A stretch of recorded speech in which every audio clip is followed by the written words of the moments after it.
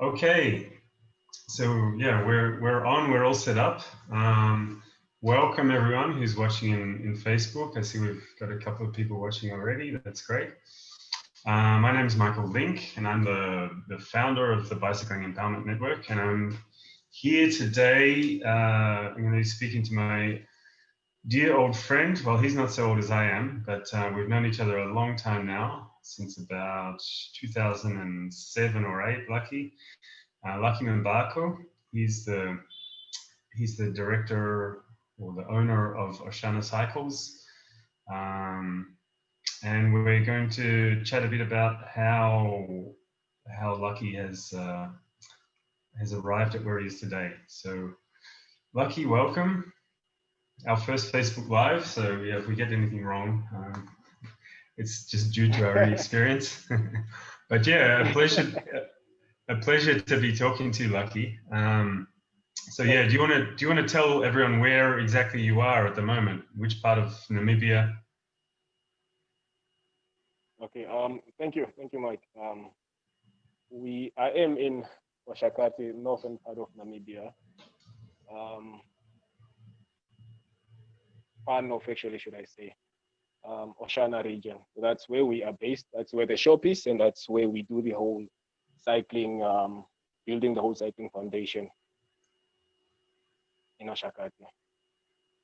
Great. And where? Well, I didn't. When I met you, you were not in Oshakati. You were based in Windhoek. So how long have you been up there? Well, I have been in the north for almost 5 years now. 2015. So the whole setting up of the shop started when I came to the north, because upon arriving here, we saw that there's no cycling happening. People using bikes are very rare, but then, so that's the first thing we identified when it came to the north. So we started working on a plan to say, how can we get cycling going, and how can we get people interested into cycling and so on.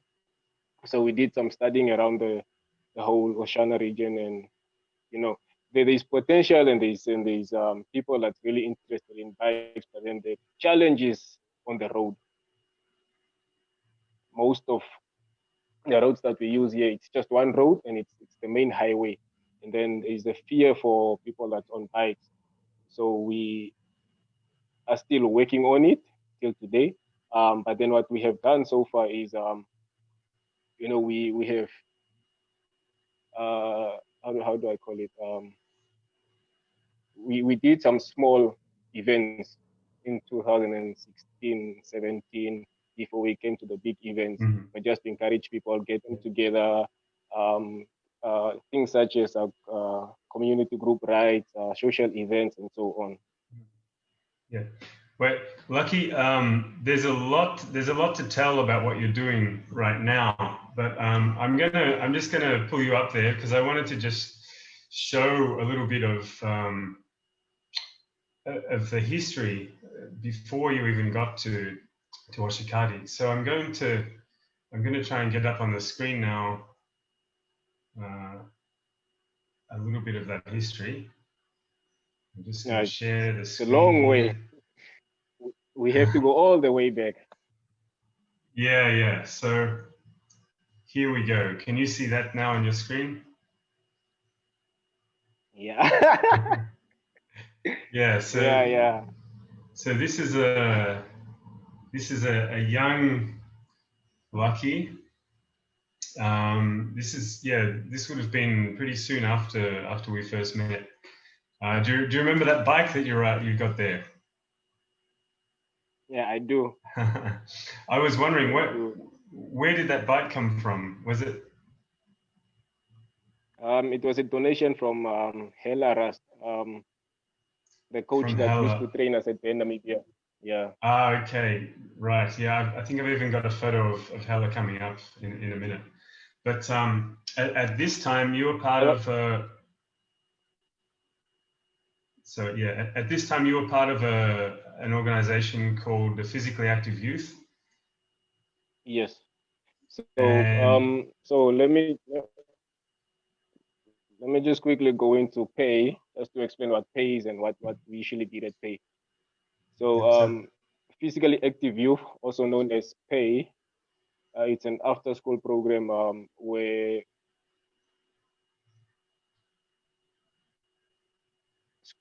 different learners, and then what usually happens is we go there for school where for future do is create strong leaders. Yeah. Sorry, Lucky, you're cutting out a bit. Maybe you want to promote sports. All right, Lucky, you're cutting out. Do you want to just turn off your video while we're passing these photos, because you might. Is it interfering? Yeah, I'm not sure. The audio was cutting out a bit there. Okay. Let me try one time, and then if it's cutting out, then I will switch off the video. All right, sure. Okay. As I was saying, so basically what we did at Pay is, youth empowerment, youth development, through sports, through education. They were trying to build youth that can be strong, strong leaders, people that can go out and encourage the community and so on. So what they also do is, they put you into sport codes, which is soccer, rugby, volleyball, cycling, and I don't know how I got into cycling, because my first sports code I selected was soccer. But then I remember a few weeks, a Canadian guy came. So what the program also does is it goes over abroad and then gets volunteers from other parts of the country, on other continents such as Canada and so on. So I think how was it? I can't remember the month exactly, but then it was, yeah, just somewhere early 2006, I think. I met a guy called Mark Nonkes. So he was the person who introduced me to cycling. So Mark was the person who took me from soccer and then placed me into cycling. Michael? Yep, I'm just bringing up a photo of Mark here. Okay. No, I just wanted to check the audio if it's still. Yeah, no, it's still ongoing. Good. So okay. Mark was a volunteer. Mark is Canadian and he's a journalist. And Mark got really involved with the Bicycling Empowerment Network and the physically active youth while he was a volunteer. And he became the bridge between the physically active youth and Ben Namibia. Quite a strong bridge. Yes. And in those early days, our partnership started because of we had a bicycle ride which comes through Namibia every year called the Tour d'Afrique, and it runs from Cairo to Cape Town every year. And every year they like to do some bicycle donations on their way, and they asked us to help with this bicycle donation, and we provided the bikes for the donation, and they put some money together, and we had a donation of bikes which we chose Pay to be the group to receive the bikes. And that, I think, was a boost at the time for Pay's cycling program. And soon after that, Mark came along, and he really helped boost the cycling program. And at the time, we just started Team Ben Namibia, which, the idea of Team Ben Namibia was that we would both provide a platform for young cyclists to further their cycling careers, learning discipline and training and bike mechanics and all of these things. And at the same time, we would promote HIV and AIDS awareness. We had these jerseys printed up, and then we had it sort of the first team, and then we had the junior team. And at that time, you were still really young, Lucky. So I remember you were on the junior team, and Mark was really involved in organizing and running that junior team and taking you guys to events. And he did an amazing job. Yeah, a lot. So what do you remember of that time? What, do you remember your first race and how did it feel? And like, did you already used to ride a bike? And how was the whole experience? Well, growing up in Kadutura, bikes. If a kid has a bike, those years, that kid, you there's a term that we say we worship him, because bike back then it was something luxury. Like no, not everybody could afford a bike. So if you're a kid and you stay in Kadutura and you have a bicycle, wow, you'll have more than 50 kids following you every day.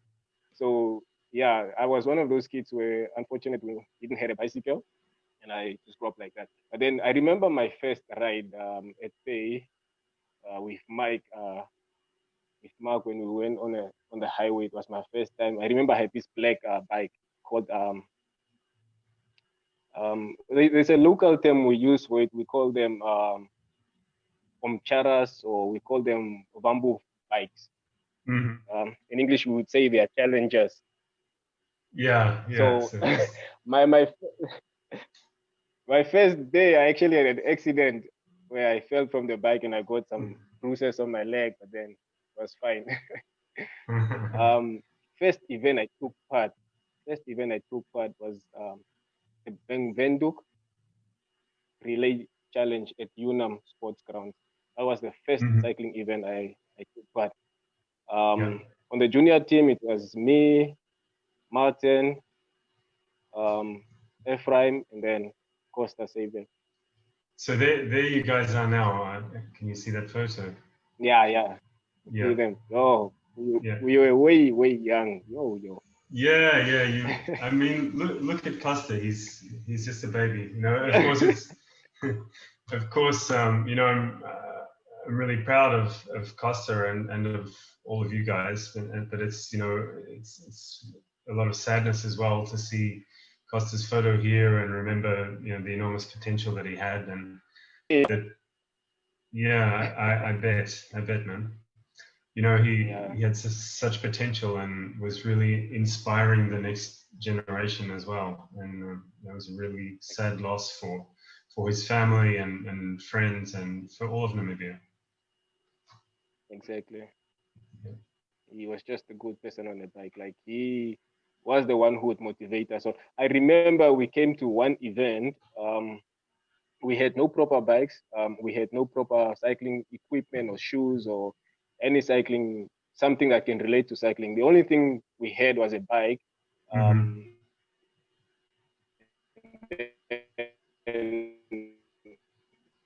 remember Costa. Look, guys. The more you look at those guys, you're undermining yourself. The attire and the shoes.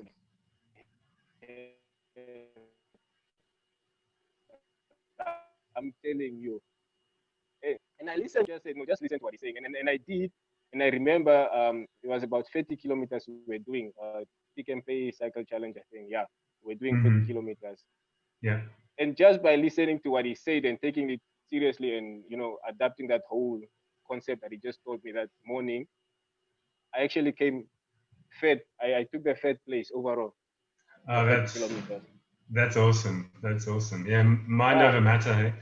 Yeah, you get these guys turning up on their $50,000 carbon racing bikes, but they don't work half as hard as you guys used to work.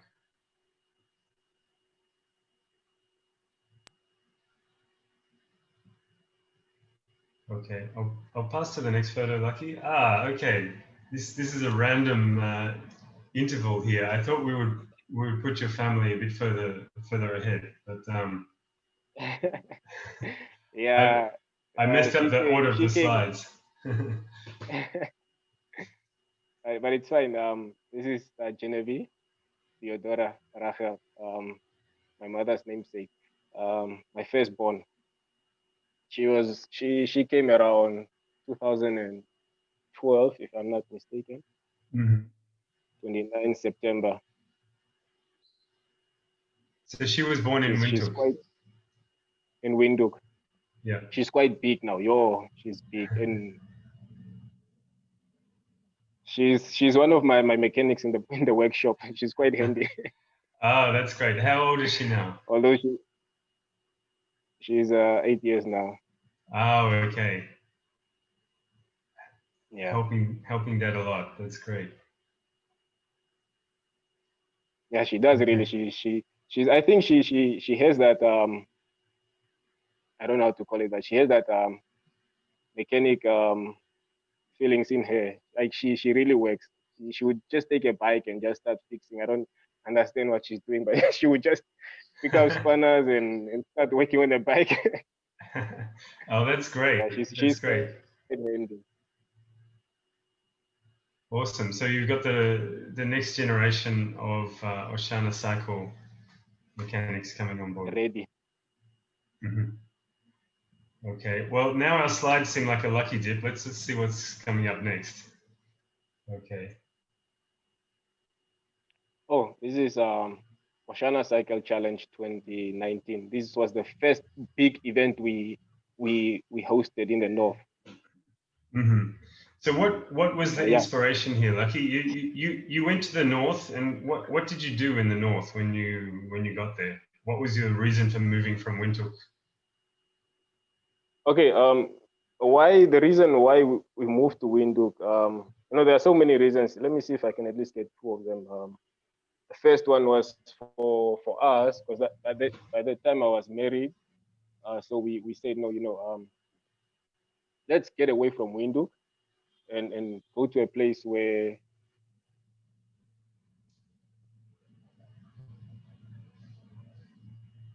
we think they might go enough.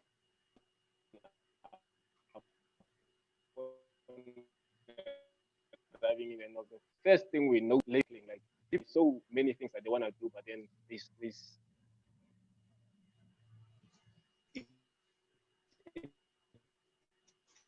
dead. There's no one that has that sickness to get up and do something about cycling. So I remember it was in 2017, if I'm not wrong.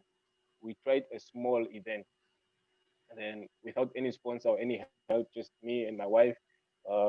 We tried this event, and it was a success. The turn up wasn't that much, but then we had about 30 or 40 people, I think. Then the traffic also at the same time was a bit challenging because we had to teach them how to escort the guys on the road, how to block the other motorists for not getting into the road. And it was a challenge, because these guys are not used to such things. And it was it was a big challenge. Sometimes they would go right in front of the cyclist and the traffic officers themselves would stop in front of the guys, and then the guys would bump into each other. And then, so from 2016, getting to where we are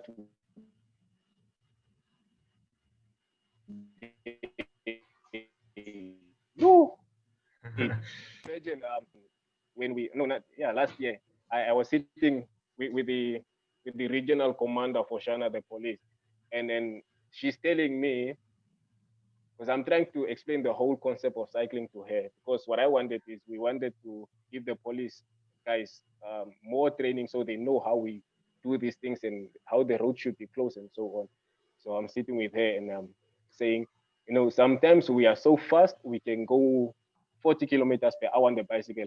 And she literally jumps from a chair and says, it's impossible on a bicycle. And I'm like, no, it's true.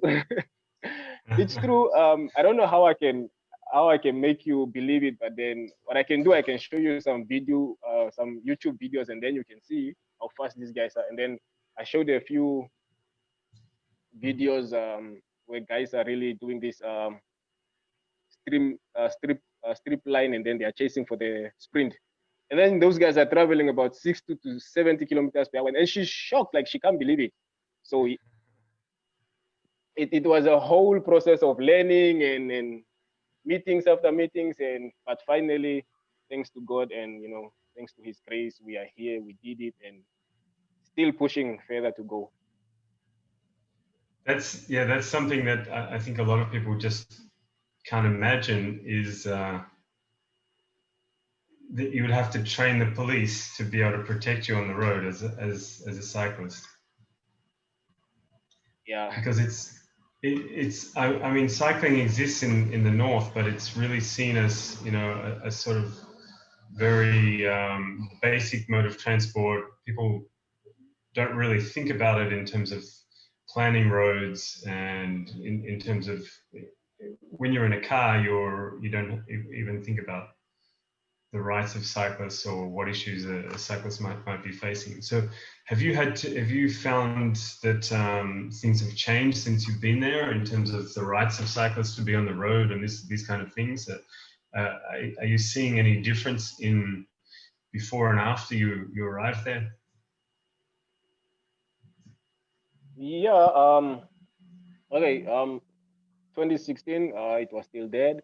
2017, after we tried that small event, it still went dead.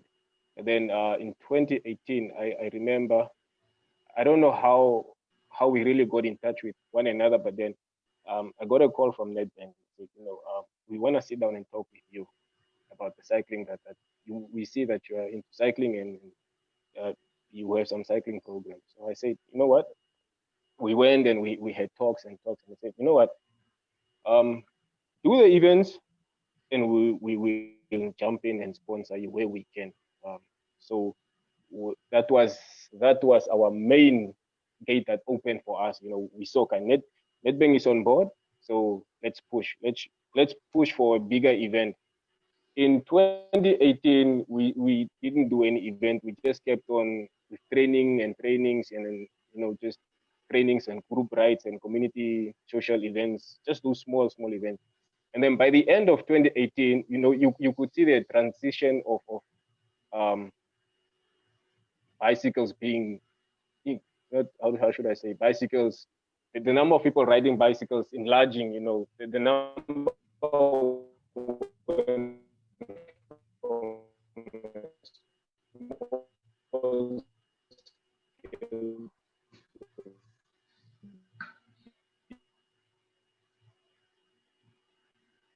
Well, Lucky, I've lost you there again.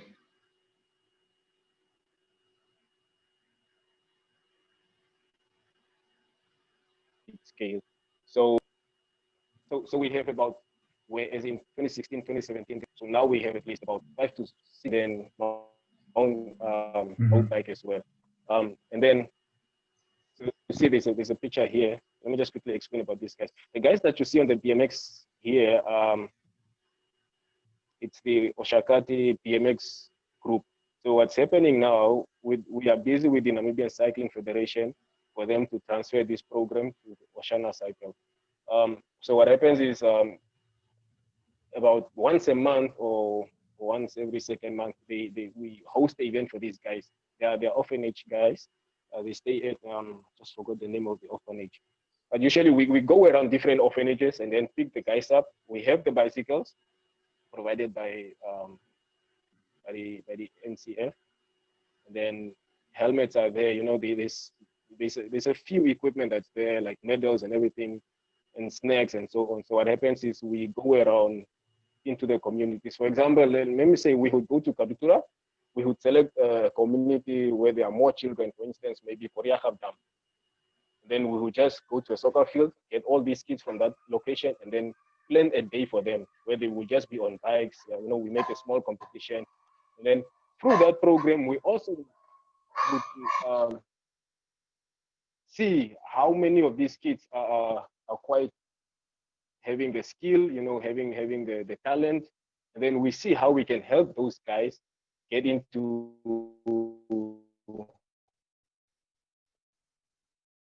or take it further. So that happened last year. That was the Kiddies event. That's awesome. So this is the program that Sally Harper kicked off. Exactly.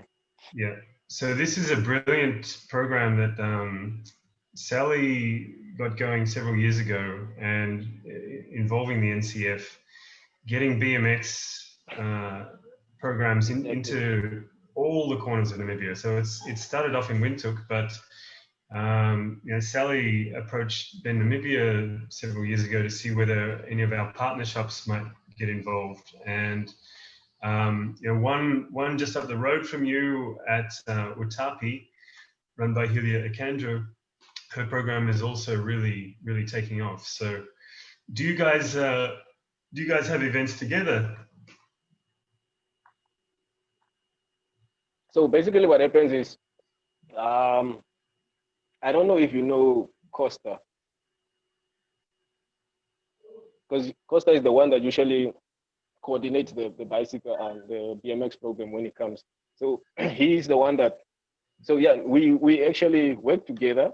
They call us and then we come and then we assist them and so on. Right. So, but then what they want to do now is, since we got registered as the cycling club in the north, what they want to do is they want to give the program to the Oshana Cycle, so we can run the whole program itself. So we are still busy in talks to see how we can go about it. And then yeah. That's great.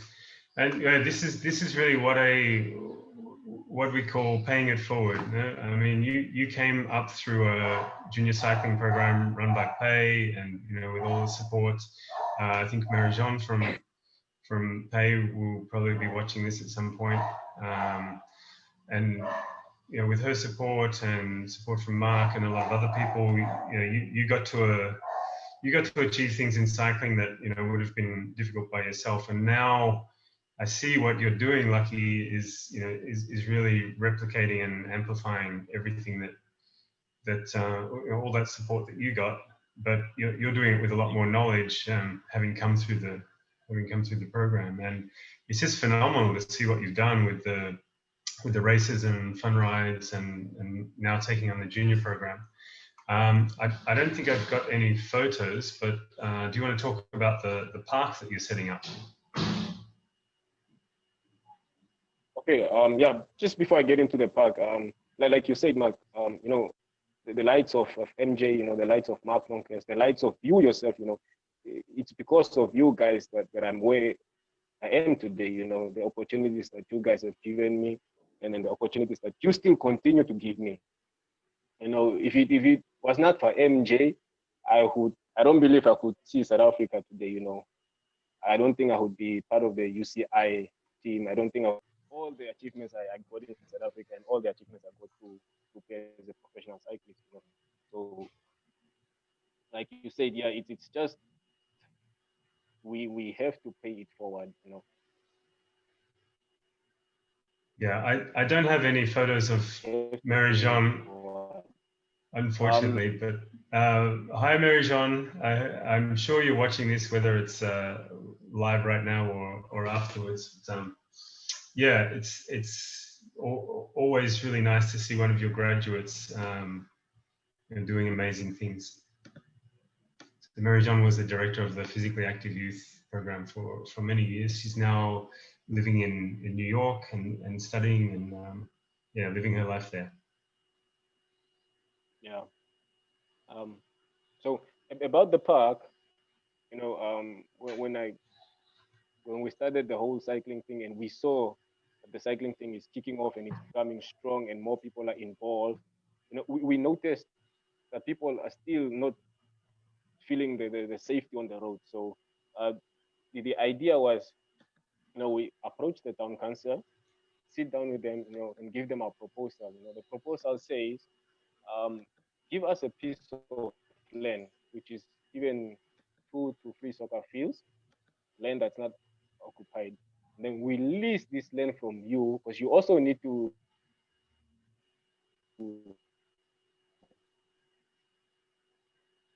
get something. You can't get back. We say, no, we would put a contract for 10 years or 10 years, it's up to you, but we lease this piece of land from you, and then we build a park. Now, the aim of the park is, I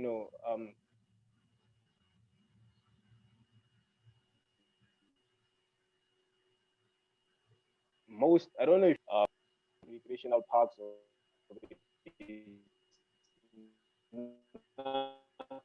nothing that's fun for kids to do.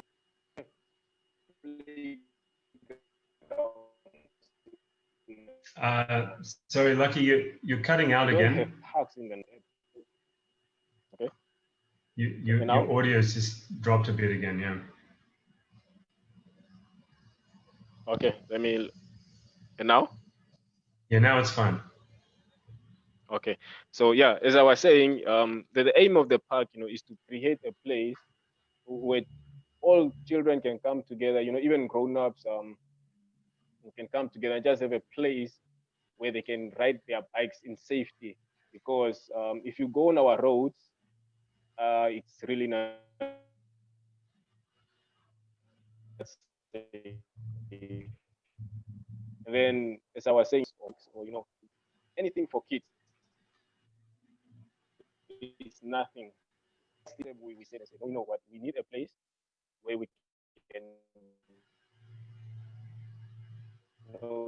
just a park for cycling. We create tracks. Even some. Let me just do some 5 rounds or 10 rounds. And just something for the community. Where people come cycle and just have your fun. You see, create cycling. So that was the concept, the main aim of trying to create a park, which taking long.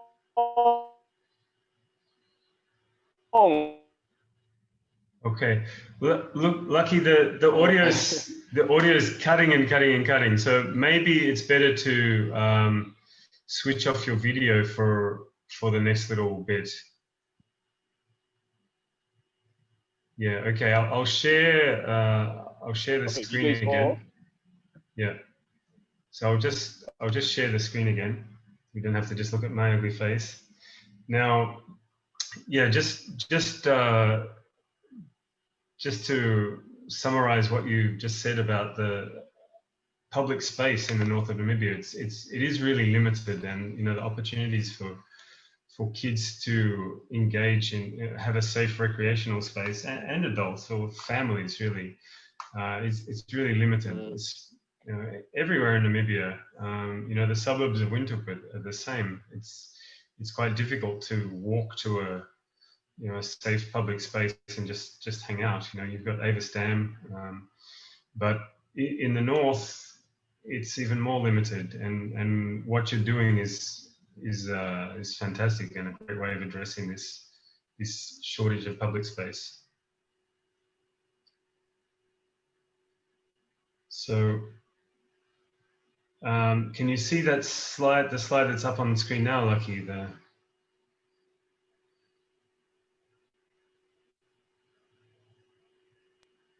you say that again, Mike? You're breaking up. Can you see the slide that's on the screen now? The inside of the shop. No.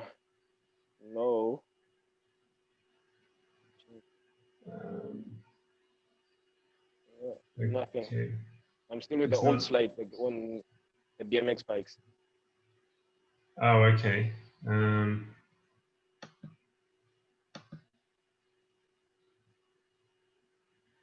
not sure what's going to be appearing. Anyway, let's talk a little bit about our latest partnership, which is about the shop. And tell us a bit about how you started a bike shop. Okay.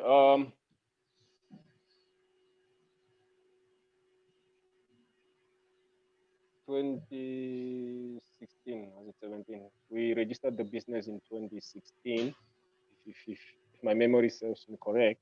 Yeah, it was 2016. We registered the business, and then what we usually used to do is, since we had no bikes, we had no parts.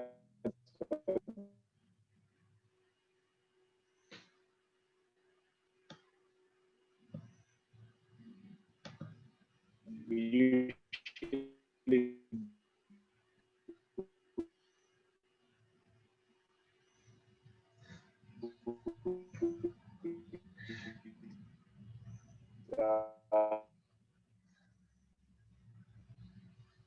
And Lucky, the technology is letting us down again.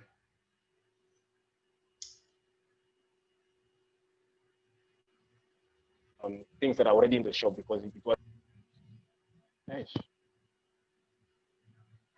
Okay. We seem to have now, lost you again.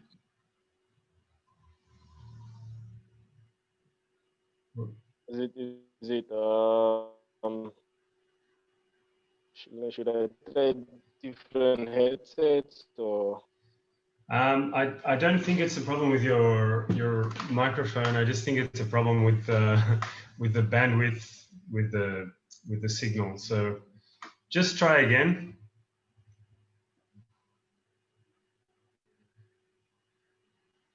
Okay, and now? Yeah, that's fine. You're coming through. Okay, so during the first 2 years of operating the shop, we usually just used to fix bikes. So repairing was the most thing that we used to do. And selling was just on request of what the customer needs and so on. It was quite small,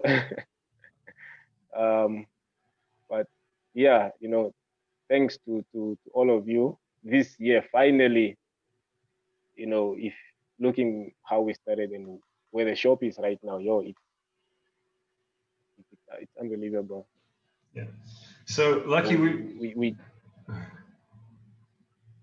we've skipped yes, we've skipped a part of the story, which was your connection to Ben Namibia. Apart from being on the cycling team, you were also one of Windhoek's first bike couriers. Yeah, I do remember actually. I do. So we used to use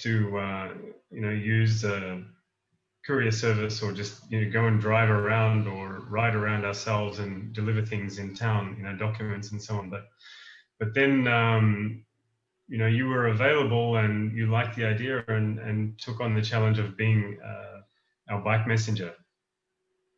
Yeah. And the reason why I liked it is because there was a bicycle involved. Yeah, you get to work and train at the same time. Exactly.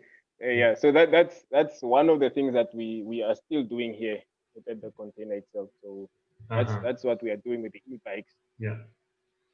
Yeah. So we were watching. We saw that you were doing well with your shop, and that you started everything completely off your own bat. And we were really pleased with the progress that you made, and that's why we got in touch with Bicycles for Humanity in Melbourne. Is one of our longest running partners, and we asked them for some support. So yeah, maybe you want to talk about how that support has changed your business, and what came with that support: a shipping container, solar panels to run the electrics in the shop, and yeah, bikes, starting stock of secondhand bicycles, which is yeah. Do you want to talk about how this has changed your business? If it's been good, or if it's just been a massive headache? No, it's been good in a sense that it's been very positive, Michael. If we look at how we trade now and what goes out of the shop, and what comes in, it's from a garage to the container. So we are trading at a large scale. We get calls almost every minute. Even to the point that I was even shocked that we got calls, I think 2 weeks ago, that Simon wanted something from my shop, and I was like, yo, if Simon really wants something from my shop, that's a sign of, So yeah, the relationship with you guys, it has been awesome.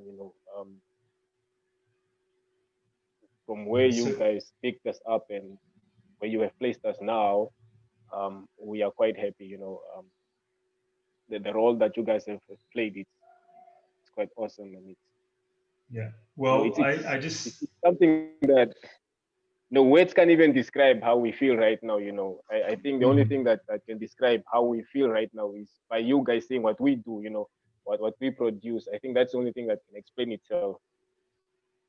Yeah, well, lucky. I mean, from our point of view, the work that we do, it's only possible because people like you are there to make it happen. You do the hard work. So, we're just really, really overjoyed to see what you've done. And the picture on the screen now, it shows the artwork on the side of the container. So there's Ben Namibia's logo, and then Oshana Cycles, and the Bicycles for Humanity is up there. And then, yeah, it's good just to talk about the big thank you to Matt McCulloch, which is up on the container wall as well. Matt was a dear friend of mine. He sadly passed away a few years ago, and his employer at the time wanted to dedicate something of his legacy to supporting your shop, and through Bicycles for Humanity we're able to make that happen in a very real sense. Matt came to Namibia, and it was around 20, or when was it? 2009, I guess, or even earlier, 2008. The years are blurring together. But Matt came, and he saw the work that we were doing on the ground, and he was one of the people, together with Andy Guild, who set up Bicycles for Humanity in Melbourne. What Bicycles for Humanity does is collect bicycles, donated secondhand bikes, and they do a lot of other things, but basically they organize these bikes, they pack them in a container, and they ship them to mostly to Namibia. They've looked at some other partnerships, but we're very glad to have them as a major partner. They're also supporting a bike entrepreneurship program called the BEST program, where we're getting bikes to entrepreneurs around the country with their support. And the support that came through them from I'm going to mess up the name. I think it's the Good Cycle, which was where Matt used to work, was a bike.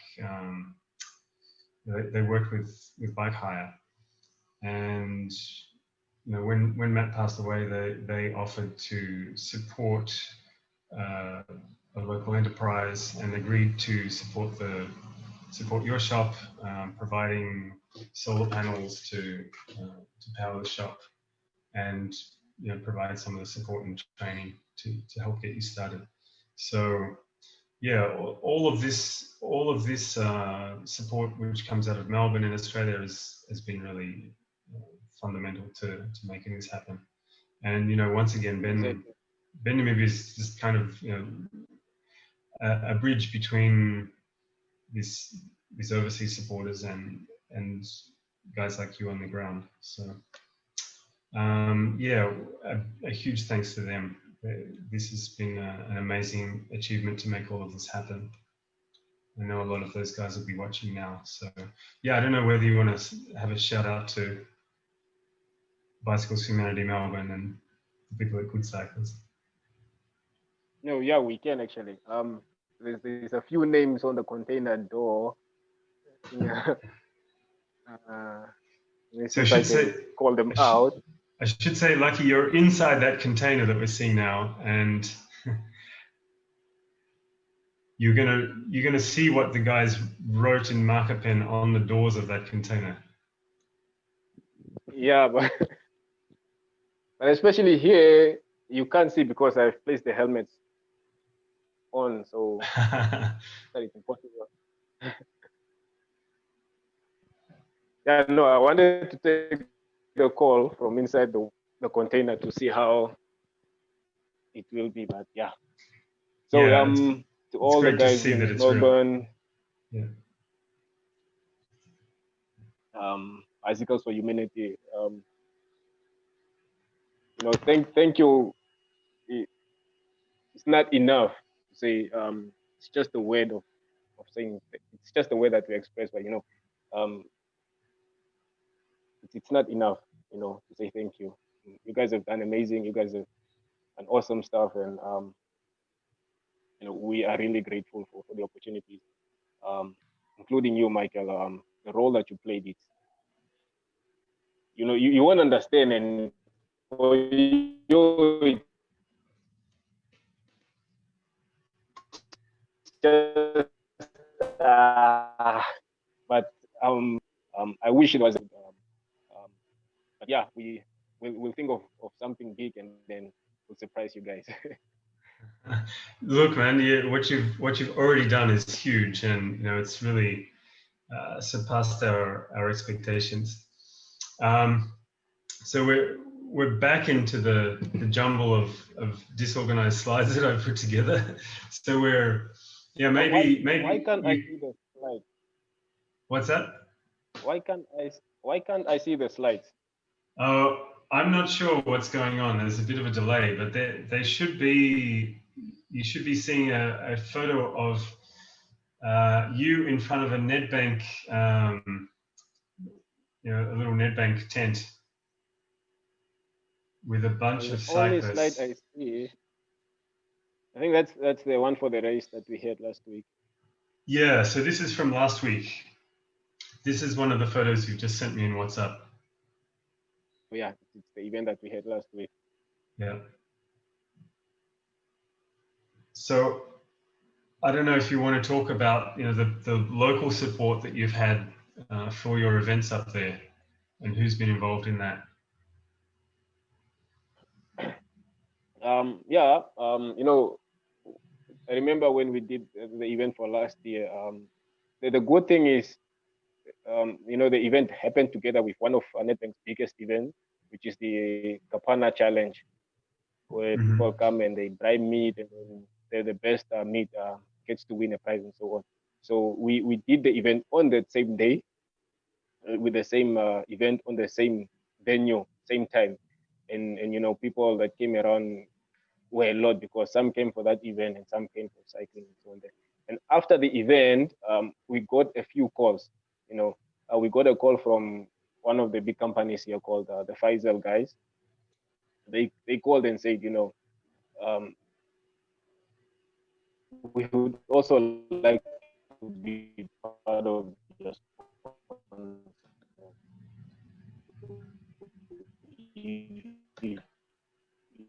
there's something, let's see how we can help you. We really want sponsors like just include us in what's coming next. We really want to be involved in this.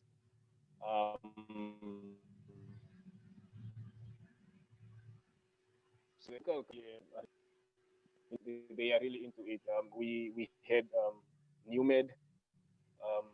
We had just to mention a few, Nedbank, Awas Motors. We also had Washakali Town Council. We also had this one local company, very local. What's the lady's name? She just the name that ran away, but I hope I can remember her, because she came through and then sponsored some water bottles and then so on, and it was very good for the event. We really appreciate what you did. So yeah, we are really happy for the sponsorship and the interest of people showing what's cycling, and yeah, we are quite happy, the turn up and everything. Lucky, when you remember later, we'll put the name in the comments, okay? Yeah. Okay. Yeah. Just for her to. Because I mean, it is really important to recognize, especially the smaller scale local supporters. But Exactly. now Nedbank's also helped you guys out a lot, right? A lot. They are actually the main sponsors on the Oceana. Yeah. They are actually our main sponsors. Yeah. And the good thing of them, when we came, they were already like they knew the proposal and they knew everything already, because I remember sitting with them 5 minutes into into the meeting and they already said, you know what, we are on board. And I was like, I still have 5 pages to go, and they said, no, we are on board already. So, they were that, really helpful. that's a sign you should have asked for more. Yeah. So, remember next time. And I think Gernot de Klerk is probably going to be watching this, so a shout out to him. And of course, Nedbank has been a big supporter of Namibian cycling over the years, and I hope they'll keep it up. Now I'm going to share another photo here, Lucky. Now this photo is a flyer that you've made, which it's got a photo. I'm just describing it to you in case you can't see it, but it's got a photo of the e-bike. There's also another.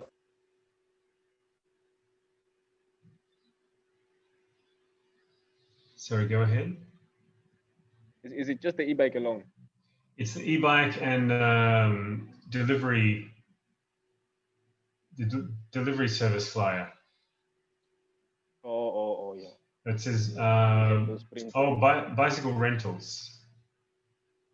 Yeah. And then so there's another project. Yes, Mike. Yeah, so bicycle delivery, bicycle rentals.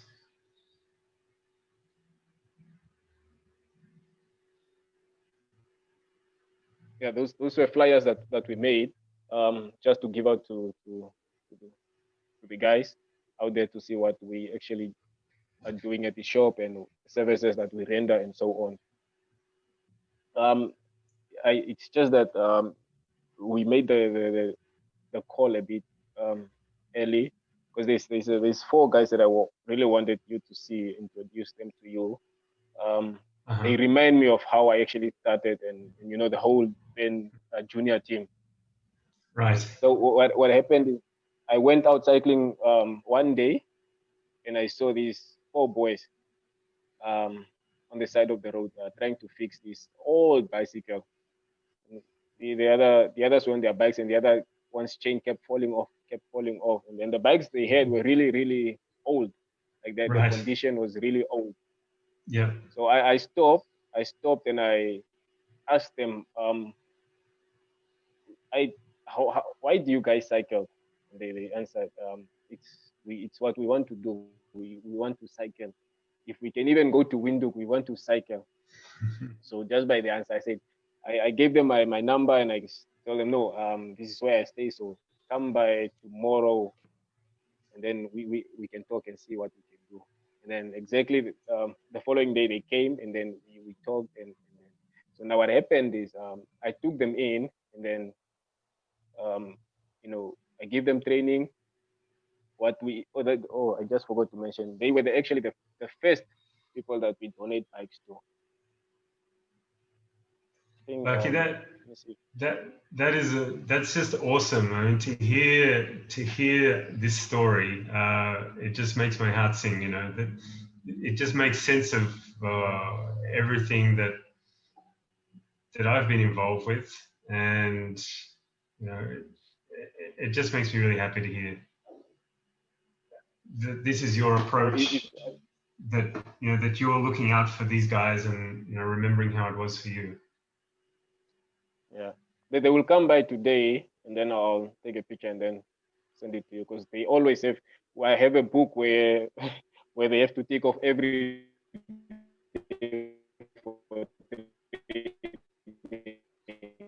So they come and then we just do some laps and.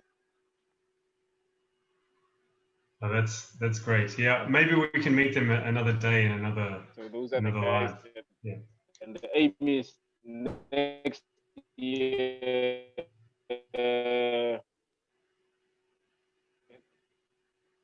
Next to Windhoek can see how to enjoy it and just for them to have that experience in riding with a larger group of people. That's the plan. So we'll see next year how it all goes down. Great. The training has paid off. Oh, that's awesome. Well, I hope the big sponsors are listening and they're going to help you out with this objective.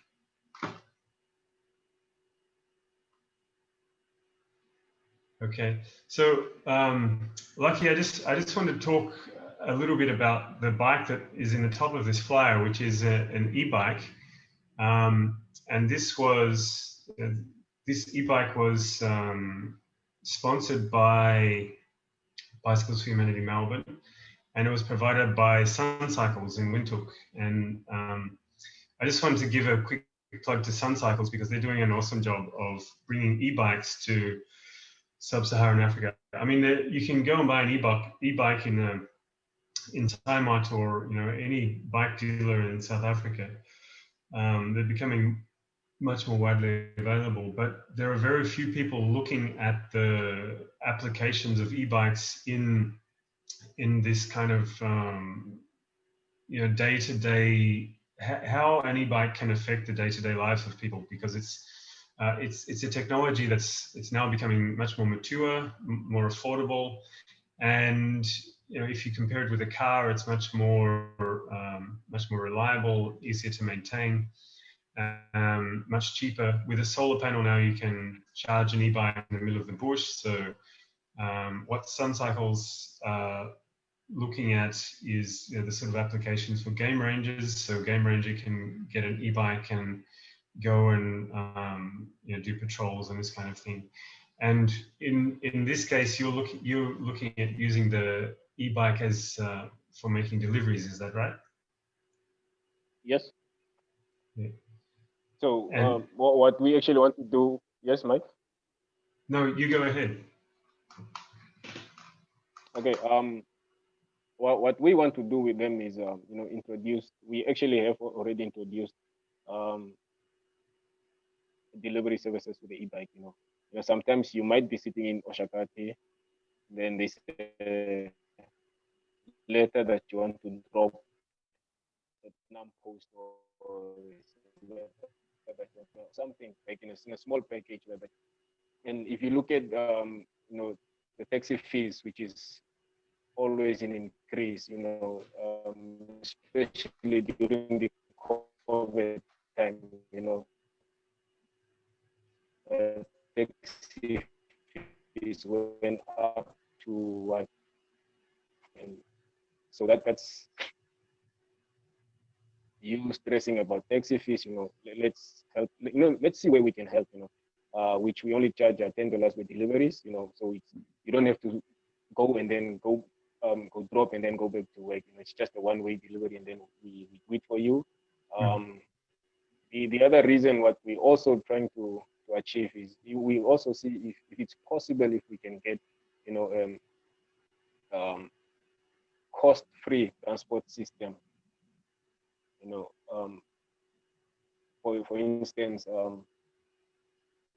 if we can get people on normal bikes first, and then as time progresses, and as time progresses, and as we go further, we try and get more e-bikes, and then we get them on e-bikes, and we see how we can implement a cost-free transport system, which it's quite. Yeah, you say a cost-free transport system. What do you mean exactly by that? So now we are paying for transport by any means of transport that we are using now, except the bicycles. A taxi, it can be by bus, it can. So we are using. There's a cost involved, even if it's your own car that you're driving, there's petrol that you need to pay for it. So one thing I have in mind is, well, what if we get people? Let's start them on normal bikes that we have, not the e-bikes. We start them on the normal bikes that we have. Like now, I'm busy with a doctor that works at the Oshakati Hospital. I'm trying to see. We talked with him because I met him at the race, and then he said, he wants to use his bike for work. He doesn't want to go with a car anymore. It's just about 8 kilometers. So he thinks the car, it's really not. He really wants to use the bike. So I said, okay, let's start going with a bike, just 1 week, and we see how it goes. And then after you go with that 1 week, what I can do, I can give you the e-bike for at least 4 days, and then you try with the e-bike how fast or how reliable, or how you can work it out. And then we just see the benefits, and then look at all the pros and cons, and then we see, okay, the bike is more beneficial because it's cost free. For instance, you buy the e-bike, it's a one-off payment that you make. And then you charge it, and you charge it, and then that's how you make use of it. So what I mean by cost-free transport is we get rid of all the means of transport that we make payments to, and then we introduce transport that we don't make payments. Okay, so you have a one-up cost of buying the bike, and then after that, you just got maintenance. So it's much cheaper. You're not paying daily for your transport.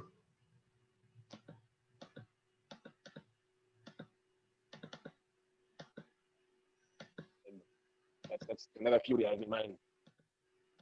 Yeah. Okay, Lucky. I'm aware that you have things to do and places to go, so I'm going to let you go. I think we've only just touched on the whole e-bike story, and I think what we have to do is get Marita and Bernard from Sun Cycles on a live broadcast as well to talk about what they've been doing in the last few years. And hopefully you are opening new markets for e-bikes with this pilot demonstration project using the e-bike. And just quickly, how is the response to the e-bike when people get on for the first time? What is the reaction usually? They can't believe it's a bike. Like, some would argue it's not a bike, but you can see it's a bike. But then some would argue it's not a bicycle. That's a bike. That's a motorbike. But then they like it. They love it. And then I think like I had people who said, would you start selling this, and sorts of questions. I'm saying, if you guys would allow me, because now I can say yes, we can, but then the pricing might be what you don't expect, because it's an e-bike. It's not the regular normal bikes that we use. So they are really into it. I wanted to give one out to be used at the race, but then people were more interested in riding their own bikes. So. So yeah, but mostly the only thing I haven't encountered, a lady on the e-bike, which is what I want to do. Mostly It's only guys who come for test on the e-bike. So what I actually want to do, if I can get a woman on a bike, because even for the tracking devices, I search for a woman that's on a bike. It's difficult to get a woman on a bike. It's very difficult. We've had a lot of experience with women who are home-based care workers, or community health workers doing outreach work, and we found that they take to the bikes really quickly. But it's especially the case when they're together in a group and they've got a sort of mutual support. So maybe it's a matter of getting a group of women together to so that they don't feel sort of isolated and alone. I mean, PAY was very successful at Physically Active Youth was very successful at getting younger girls onto bikes, and I think a lot of that was okay. They see one girl takes the lead, and then the rest jump on board as well. And now a lot of the women who've come through the PAY program are now winning races. So. I mean, that's just about competitive cycling, but it's the same holds true in commuter cycling. So making sure that they feel sort of supported and don't feel alone, and you don't put them in front of a bunch of guys who maybe ridicule them or whatever. And Laban at Physically Active Youth has worked with a lot of groups of women to get them onto bikes and training them together. And working together. So yeah, maybe we can talk about how we can get a group of women e-bikers together. Yeah, exactly. Yeah. And I Lucky, think there's still a ton of stuff. You go yes, ahead. Michael. I said I was just going to I say think that. well, let me go ahead. I think one easier way of getting women on bikes is, I think I have been looking at older women more rather than focusing on young girls. I think the attempt should be focusing on young girls, and then that's how you get the older ones involved. Mm-hmm. Yeah. Yeah, definitely starting young when people don't have preconceptions makes a big difference. Yeah. Lucky, you touched on another project which has come about with the support of Bicycles for Humanity Melbourne, which is the bike tracking project. So our friends in Melbourne have organised a sponsorship of some GPS units which are going to be placed on bikes. We had them all set up, or you had them all set up, and then the batteries all died. So we're just waiting on replacement batteries to arrive. It's a big challenge to get them in the middle of the pandemic as well. The postal service is kind of limited in terms of where they'll ship to. But the idea is that we'll be able to show online, where various types of cyclists are going to and from. So you'll have your delivery people with a tracker. We might get one onto a bicycle ambulance. You'll have your competitive cyclists using them, and commuter cyclists. So we're really excited about that project. We might not see anything of that until next year, but that's just yet another thing that you've taken on and have been so good about fitting into your routine. So yeah, thank you for your willingness to participate, and hopefully, by early next year we'll start to see some results of that project. Honestly, it promotes my business, so I'm happy to do it. That's how you got to think. Yeah. Yeah. Yeah.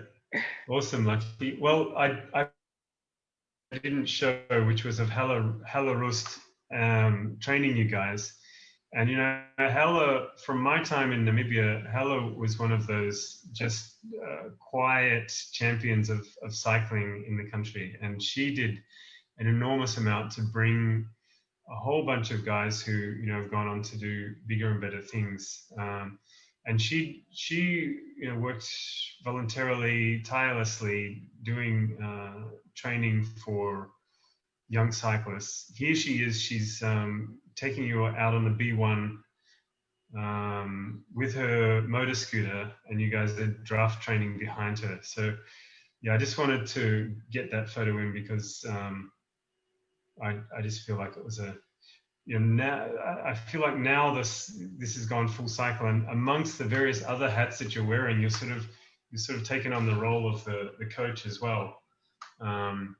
So hats off to you, Lucky, and just nice to show Hella as well, what you've become, and how all of that work that she put in is not, didn't just finish with you. It's gone on to she's sort of passed the mantle to at least one more coach. Yeah. Michael, is it possible you could WhatsApp me some pictures? Yeah, I can. My screen, I can't see anything. Yeah, well, I'll just describe the picture. It's just Hella wearing a motorbike helmet, talking to you, Victor Nakalenga. I'm not sure who that other guy is, but she's just chatting to you. I think you've just done a training run. She's probably telling you you're too slow. Or probably too fast. Yeah, slow down. Yeah. Well, yeah, she's actually one of the best coaches. Yeah, she's a fantastic coach and mentor for a lot of Namibian cyclists. Anyway, Lucky, I'm going to let you get on with your day now. Yeah. Is there anything else you wanted to say before we wrap up? Just a thank you message to everyone. Bicycles for Humanity, Ben Namibia, Pay, Hela, the UCI, Mark Nonkers, and actually learned a lot also from Costa Sager, you know. So thanks to everyone who was part of my, you know, growing up life, and everyone I met and everyone that contributed positively to me. Yeah. Thank you to everyone. Thank you. Well, Lucky, you've done everyone proud, and you know, I just felt like, you know, I could write 100 articles about what you're doing, but just being able to chat to you today has been great to show the world that it's real and explain where you're coming from. So I think it's been a great opportunity, and thanks so much for your time. Keep up the good work. Don't slow down, and yeah, I look forward to chatting again soon. We could catch up and talk about maybe about the bike trackers some other time. Yeah, exactly. And I hope with the call we should do it again, like in a very short time. Yeah, yeah. Well, this video will be available on Facebook. It'll stay automatically. I'll try and we'll start a new Instagram channel as well for the younger generation. And we'll put it on, we have a YouTube channel as well called Ben TV. And yeah, Ben TV, we have a supporter, MCon Engineering, I'd like to mention as well, for their support. And we'll also put the video up on that YouTube channel. So this will be, you'll be able to share this with people in the future. All right, Lucky, thanks so much. Enjoy the rest of your day. Have a good weekend. Same to you, Michael. Yeah, and take care. And, everyone out there, if you come to the holidays to the north, please visit Oceana Cycles. Get yourself a bike, get yourself cycling equipment, and then yeah, let's keep you fit. People can rent a bike from you guys, right? For the holidays. Yeah. So yeah, thanks, Mike. All right, Lucky. Thanks so much. Definitely. Talk soon.